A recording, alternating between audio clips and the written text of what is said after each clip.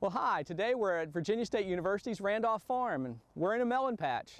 This time of the year it's pretty warm, and I always think back to childhood when we would crack open nice cold watermelons and cantaloupes, and it brings back good memories of growing up. And I'm sure it's the same with a lot of you all. And you can buy watermelons and cantaloupes, really good ones, at your grocery store, at the farmer's market, or a roadside stand. But you can also grow your own. So let's look at how we can do that in your garden. Well, it's a little bit late right now to think about putting melons in this year. Mostly in May is when you would plant melons in Virginia. But if you're like me, you like to plan ahead for next year. And one of the first things you need to do when you're thinking about next year is looking at varieties, looking at your seed catalogs. You're going to find varieties of watermelons and cantaloupes that are going to do fine no matter where you are in the state. Some of them are going to mature a little bit shorter or longer, and you need to think about that. But there's lots of good varieties out there.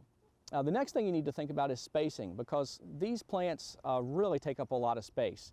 Watermelons probably take up a little more than cantaloupes, and when you're planting those, whether either you're putting a seed in the ground or you're putting transplants in the ground, you need to probably put about 4 feet between the plants within the row. And you need to plant, if you're planting other rows beside it, you need to give probably about 4 or 5 feet on each side of your watermelon row. With cantaloupes, you can grow them a little tighter, maybe 3 feet on each side of the row, and maybe a couple feet within the row itself.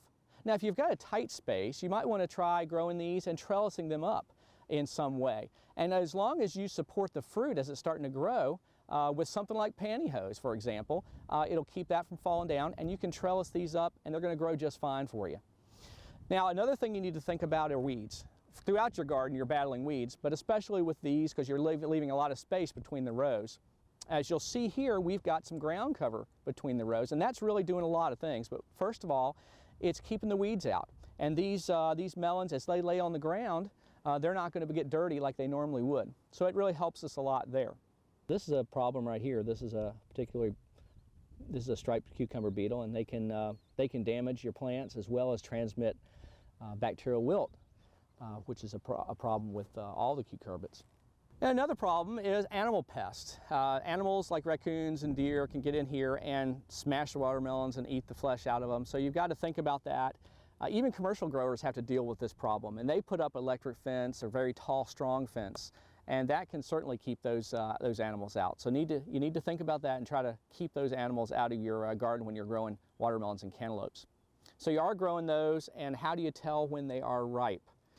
Well, you can thump on your melon all you want, but that's probably not the best method for finding out if it's ripe or not. The best thing to do is look at your plant, look at the curlicue or tendril that's closest to your melon. If it's dried up and brown, then that means your melon is ready to go and should be nice and sweet. Well, there's lots of production information about cantaloupes and watermelons that we didn't go over today, but if you talk to your local county extension office, your master gardener there, they can help you with some of that information. Well, for From the Ground Up, I'm Chris Melons, and we'll see you next time.